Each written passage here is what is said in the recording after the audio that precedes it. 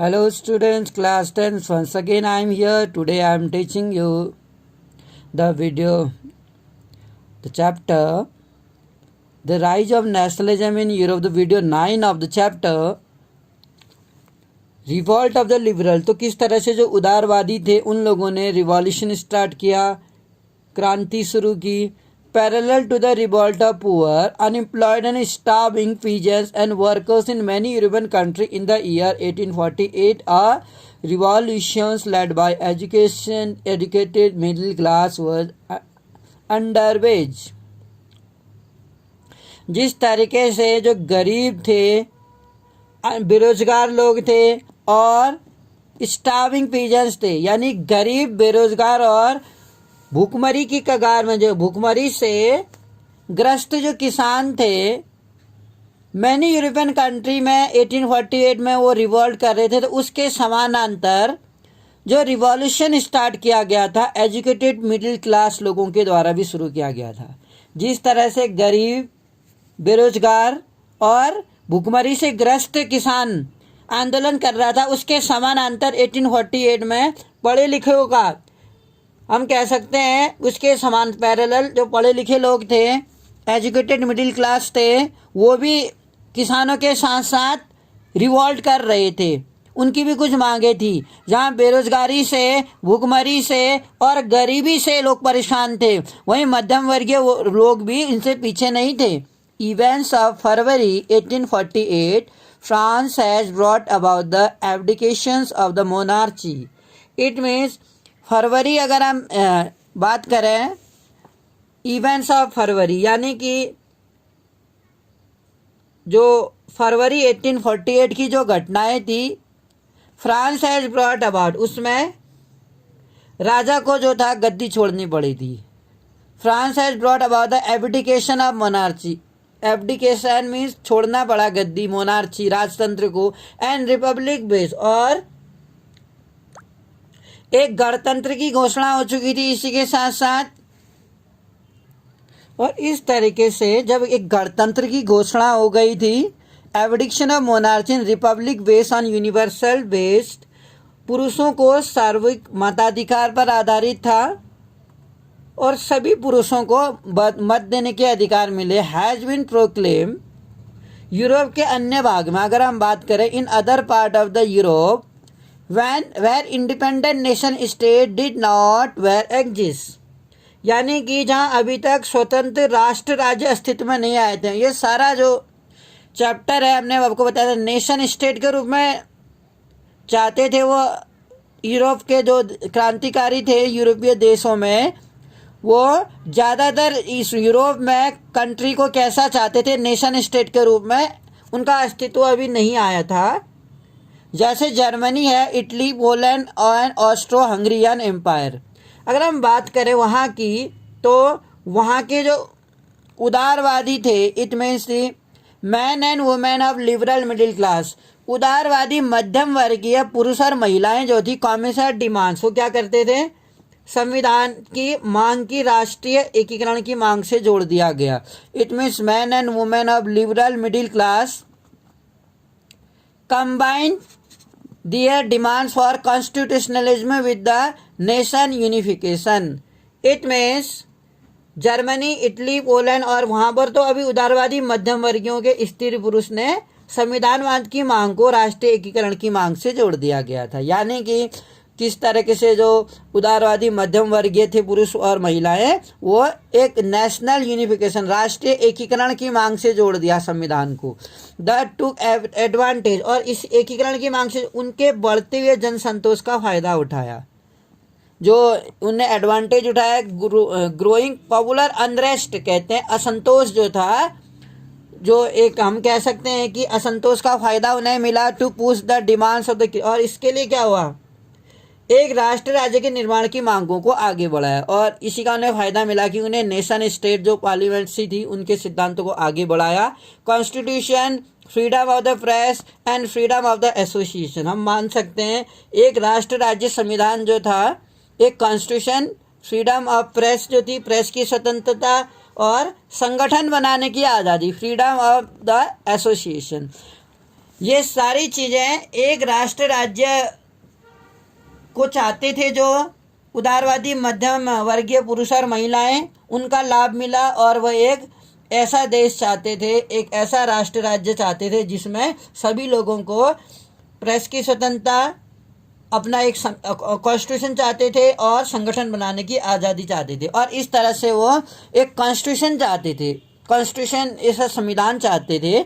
In the German regions, Germany के बड़े बड़े हम कह सकते हैं इलाकों में, large number of political association, जो बहुत ज़्यादा राजनीतिक संगठन थे जर्मनी में, वो क्या कर रहे थे, फ्रैंकफर्ट शहर में मिले। वो वहाँ एक शहर था, उस मेंबर व मिडिल क्लास प्रोफेशनल जो वहाँ पर थे, तो वहाँ पर बहुत बड़ी संख्या में जो राजनीतिक संगठनों ने फ्रैंकफर्ट शहर में मिले। वो उसमें कौन कौन थे, मिडिल क्लास मेंबर थे, प्रोफेशनल थे, बिजनेसमैन थे, फॉस्फोरस समृद्धशाली जो आर्टिशियंस थे, came together in the city of Frankfurt. Frankfurt के शहर में मिले इतने लोग, एंड डिसाइडेड टू वोट, और उन्होंने क्या निर्णय किया, नेशनल असेंबली के पक्ष में मतदान करने का निर्णय किया। यानी वहाँ जर्मन की जो पार्लियामेंट थी, नेशनल असेंबली, उसके फेवर में Frankfurt decide to vote for all German national assembly के फेवर में वोट करने का डिसाइड किया। ऑन 18 मई 1848 को 1831 तो 18 मई 1848 को 831 जो इलेक्टेड रिप्रेजेंटेटिव प्रतिनिधि थे, उन्होंने क्या किया, मार्चड किया, कूच किया फेस्टिव प्रोसेशन में, यानी कि एक सजा धजा, फेस्टिव कहते हैं सजा धजा, प्रोसेशन माने होता है जुलूस, तो सजा धजा जुलूस जो चमकीला भड़कीला जो जुलूस था, उसमें पार्टिसिपेट किया और अपना स्थान ग्रहण किया। टुक their place in Frankfurt parliament, तो फ्रैंकफर्ट जो सिटी था वहीं पर फ्रैंकफर्ट पार्लियामेंट जो बनी थी, वहाँ पर जो चुने गए प्रतिनिधि थे, उन्होंने सजे धजे जुलूस में जाके अटेंड करके फ्रैंकफर्ट पार्लियामेंट में स्थान ग्रहण किया।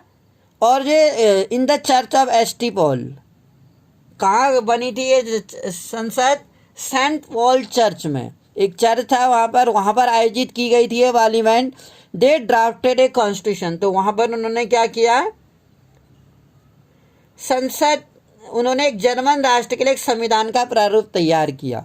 दे ड्राफ्टेड ए कॉन्स्टिट्यूशन, ड्राफ्ट कहते हैं प्रारूप, कॉन्स्टिट्यूशन संविधान, संविधान का प्रारूप तैयार किया जर्मन नेशंस के लिए, to be headed by a monarchy subject to a parliament, यानी कि इस राष्ट्र की अध्यक्षता एक ऐसे राजा को सौंपी गई जो संसद के अधीन रहता था। इट मीन्स एक ऐसा पार्लियामेंट वो बनाना चाहते थे, ऐसी पार्लियामेंट थी, ऐसा कॉन्स्टिट्यूशन बनाना चाहते थे जो जर्मन राष्ट्र के लिए, जिसका जो हेड था, यानी कि इस राष्ट्र का जो अध्यक्ष था वो कौन था, एक मोनार्ची। इट मीन्स ऐसे राजा को सौंपी गई जो संसद के अधीन था, सब्जेक्ट टू द पार्लियामेंट, यानी राजा को संसद के अधीन रहना था, पार्लियामेंट के अंडर रह के उसे रूल करना था। When the deputies offer the crown on this term, और इसी सिलसिले में जब प्रतिनिधियों ने, जो डिप्यूटीज थे, जब प्रतिनिधियों ने ऑफर द क्राउन, यानी कि एक हम कह सकते हैं सिंहासन यानी ताज पहनाने की कोशिश की, किसको, प्रसा के राजा को, किसको, फ्रेडरिक विल्हेम IV को, किंग ऑफ पर्शिया का जो राजा था, उसको जब संसद के प्रतिनिधियों ने ताज पहनाने की कोशिश की फ्रेडरिक विल्हेम IV को, तो उसने उसे क्या कर दिया होगा, रिजेक्ट ही रिजेक्टेड। बहुत अच्छी बात लिखी है कि जब when the deputies offer the crown, जब प्रतिनिधियों ने फ्रेडरिक विल्हेम IV को ताज पहनाने की पेशकश की पर्शिया के राजकुमार को, राजा को, तो ही रिजेक्टेड, उसने इनकार कर दिया। एंड जॉइन अदर मोनार्च, और इसी सिलसिले में उसने क्या किया, अस्वीकार कर उन राजाओं का साथ दिया जो निर्वाचित सभा के विरोधी थे, यानी कि जो चुन के आए थे वहां प्रतिनिधि, उनके अगेंस्ट उन राजाओं का साथ दिया। Monarch oppose the elected assembly, जो राजा लोग इलेक्टेड असेंबली के फेवर में नहीं थे, यानी उसका बहिष्कार कर रहे थे। जो निर्वाचित सभा के, इसको निर्वाचित सभा बोलेंगे इलेक्टेड असेंबली को, जो निर्वाचित सभा के विरोधी थे। और निर्वाचित सभा में जनता के द्वारा चुने प्रतिनिधि जाते थे, क्योंकि राजा को ही अकेले डिसीजन लेने का अधिकार नहीं देना था। While the opposition of aristocracy, अगर हम बात करें जहां कुलीन वर्ग और सेना का विरोध बढ़ गया, while the opposition of aristocracy, aristocracy means क्या होता है?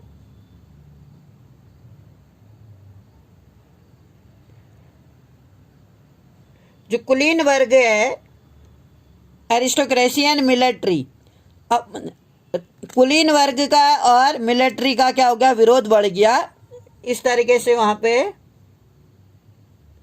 वहीं संसद का सामाजिक जो आधार था, जो संसद थी, became while the opposition of autocracy and military became stronger the social basis of parliament eroded. It means होता है वहाँ संसद का सामाजिक आधार कमजोर हो गया। तो जहाँ पर कुलीन वर्ग और सेना का विरोध बढ़ गया बहुत ज़्यादा, और जो पार्लियामेंट थी वो सामाजिक आधार पर वो क्या हो गया? काफ़ी कमज़ोर बढ़ गया।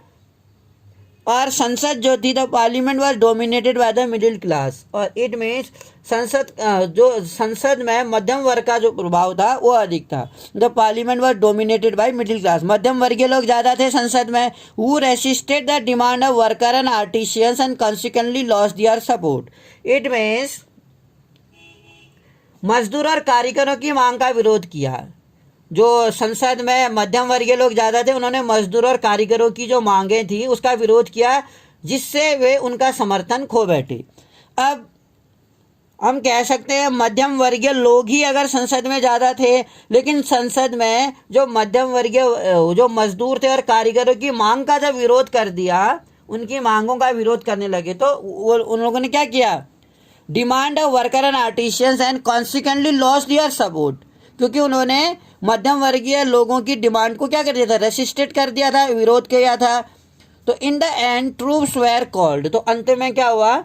सैनिकों को बुलाया गया, troops were called and the assembly was forced to disband, यानी कि जो असेंबली हुई वो भंग होने पर मजबूर कर दिया, क्योंकि अदरवाइज ऐसा होता, वहाँ पर लड़ाई झगड़ा ज़्यादा हो जाता और यहाँ खून खराबा हो सकता था, संसद को भंग करना पड़ा। The issue of extending political rights to women was a controversial on within the liberal movement, in which large number of women has participated actively over the years. हम अगर कह सकते हैं जो उदारवादी आंदोलन चले, जो लिबरल मूवमेंट्स थे, उसके अंदर जो महिलाएं थी वो राजनीतिक अधिकार, उनको जो राजनीतिक पॉलिटिकल राइट्स थे उनको देने का जो मुद्दा था, कंट्रोवर्शियल था, एक विवादास्पद था। तो विवादास्पद जो मुद्दा था, कंट्रोवर्शियल था, कि बहुत सारे लोग वुमेन्स को पॉलिटिकल राइट देने के फेवर में नहीं थे। तो जो ये इश्यू था ये लंबे समय तक वहाँ पर छाया रहा। तो one with in the liberal movement, तो उदारवादी आंदोलनों के अंदर विद इन हम देख सकते हैं लंबे समय तक ये राजनीतिक मुद्दा चला रहा।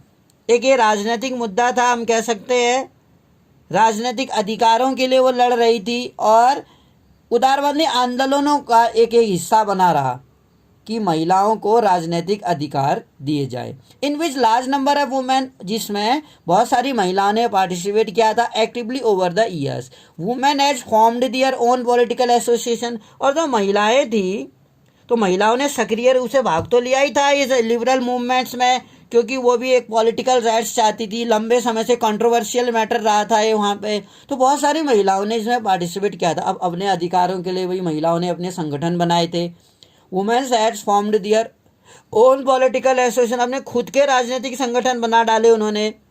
फाउंडेड न्यूज़पेपर, अखबार शुरू कर दिया, and taken part in political meeting, और इस तरीके से इन्होंने पॉलिटिकल मीटिंग जो होती थी, राजनीतिक बैठकें थी, उसके प्रदर्शन में, डिमॉन्स्ट्रेशन में उन्होंने पार्टिसिपेट करना स्टार्ट कर दिया। Despite this they were deny, इसके बावजूद दे वर डिनाई सफरेजी राइट, इसके बावजूद सारे political activities, political meeting attend करने के बाद, in spite of attending the political meeting and in spite of starting the political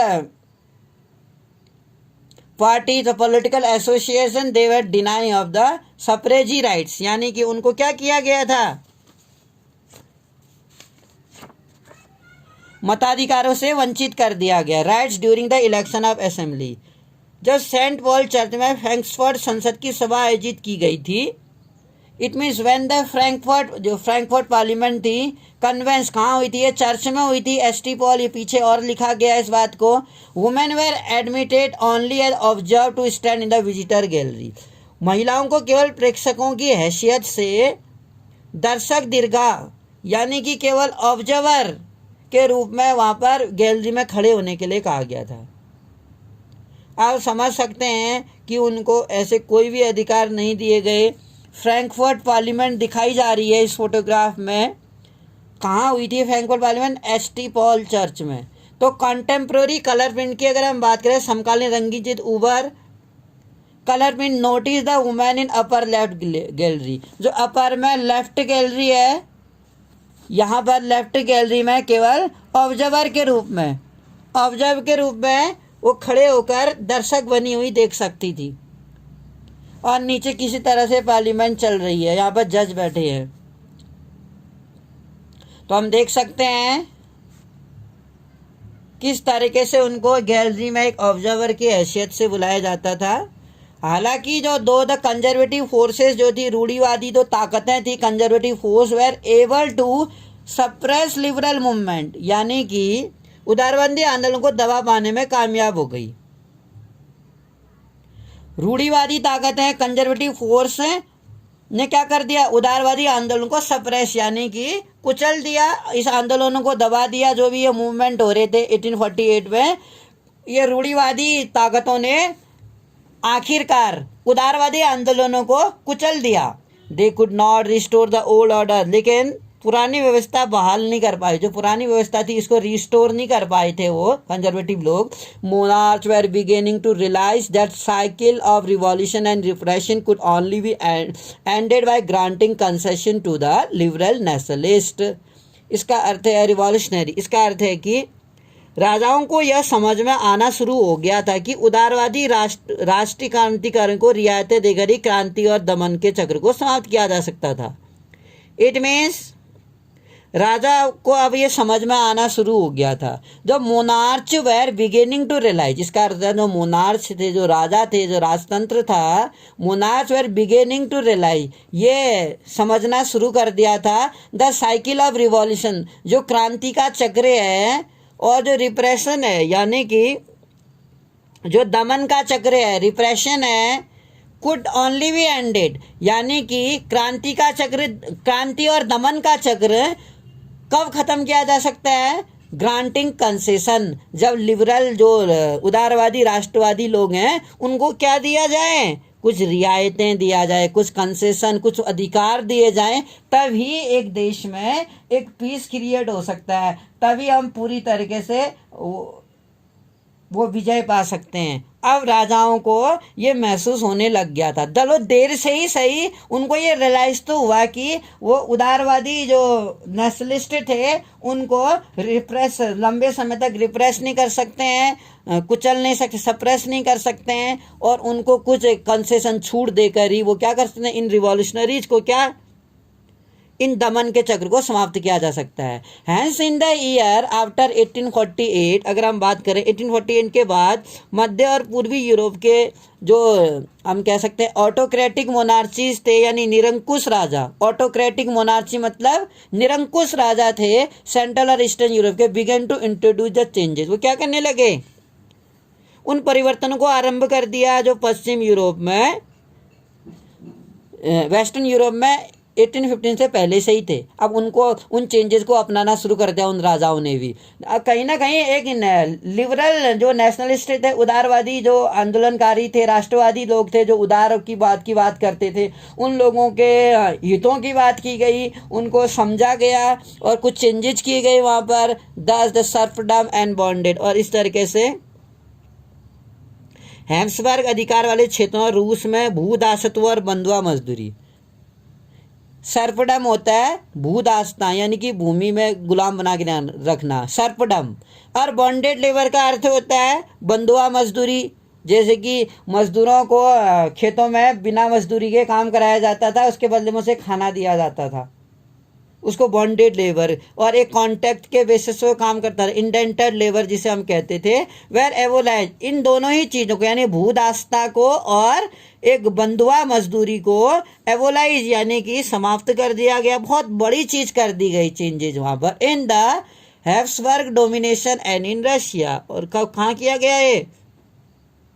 Habsburg वाले क्षेत्रों में, जो हैब्सबर्ग का अधिकार जहाँ पर था, हैब्सबर्ग के डोमिनेशन वाले अधिकार वाले क्षेत्र में हैब्सबर्ग रूलर ग्रांटेड। और जो हैब्सबर्ग रूलर थे, हैब्सबर्ग शासकों ने क्या किया? हैब्सबर्ग रूलरों ने ग्रांटेड मोर ऑटोनॉमी यानी कि हंगरी के लोगों को ज़्यादा स्वतंत्रता प्रदान कर दी। Granted more autonomy to the Hungarians in 1867 इनको क्या मिला? बहुत ज़्यादा हम कह सकते हैं कि अधिकार दिए गए, और इन अधिकारों से फिर उनका जो जीवन है उसमें काफ़ी परिवर्तन देखने को मिला। तो इस तरीके से I hope you understood the about the topic in the chapter कि बिगिनिंग से हम नेपोलियन बोनापार्टे के बारे में पढ़ते आ रहे हैं कि उसने क्या चेंजेस किए थे।